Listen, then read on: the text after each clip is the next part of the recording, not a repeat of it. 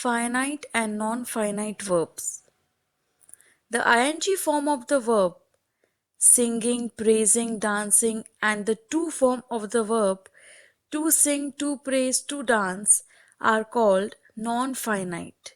All other verb forms are finite. Two forms are also called infinitives. ing form may be either participle, verb plus adjective form, like smiling babies, fading flowers, or gerund, verb plus noun form. Fading is natural.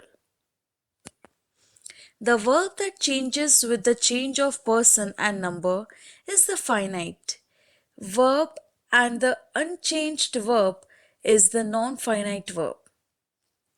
He goes to the library every weekend. Goes is finite verb. Second example.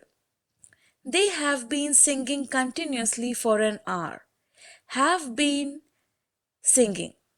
Now have is finite verb. Been is non-finite verb and singing is non-finite verb.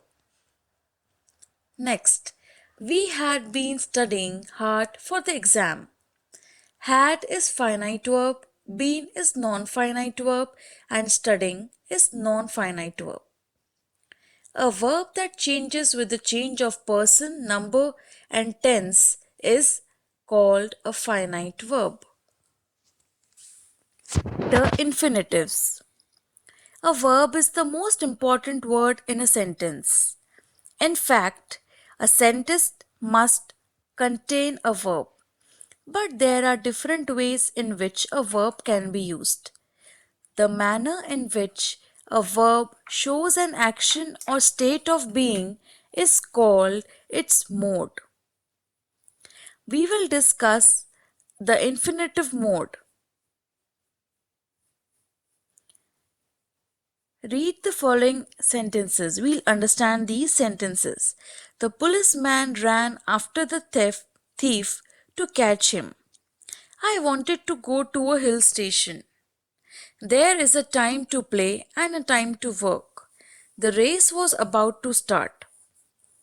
Each of these words above in a verb preceded by to.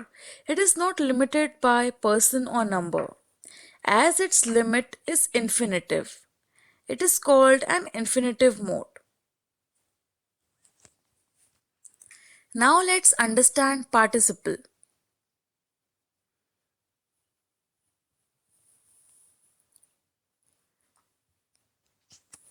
There are two kinds of participle.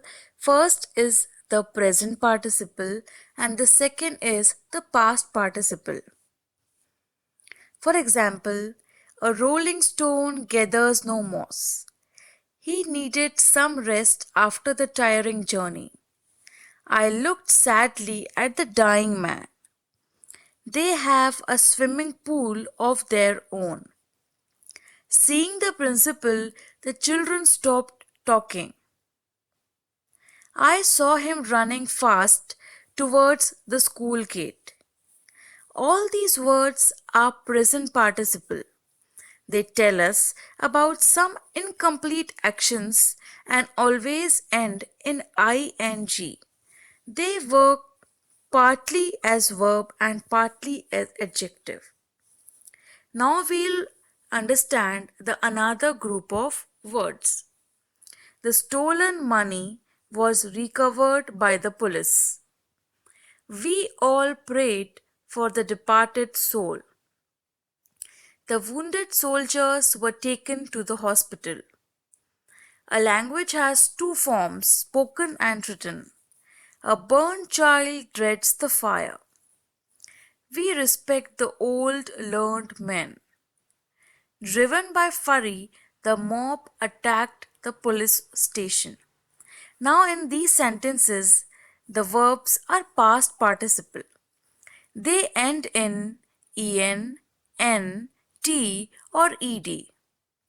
They also work partly as verbs and partly as adjectives. Generally, a noun is placed after a participle. Now let's understand the gerunds. The gerunds and the present participles are identical in form, as they always end in ing, but they are distinctly different. The present participles work as verbal adjectives, whereas gerunds act as verbal noun. For example, swimming in the summer is quite enjoyable. Walking is a good exercise for all ages. Reading makes a man perfect. Seeing is believing. Smoking is injurious to health. Children love eating chocolates. Sleeping for 8 hours a day is necessary to maintain good health. Now, these ing words are gerunds like swimming, walking, reading, seeing, believing, smoking, eating, sleeping. It presents a picture of action but also works as a noun. So, a gerund is also known as verbal noun. So, dear students, in this chapter, we understood verb that expresses action done by a person or thing, the state or condition of a person or thing, the fact of someone possessing something. Then we read about prefix. After that, you understood using verbs correctly. Then we have gone through one verb for several words. Then, after that, we have seen verbs from noun. Then we learned about subject verb agreement rules. There were many rules, we have understood it one by one. Then about finite and non-finite verbs, infinitive, gerunds and participles. So here we complete our chapter.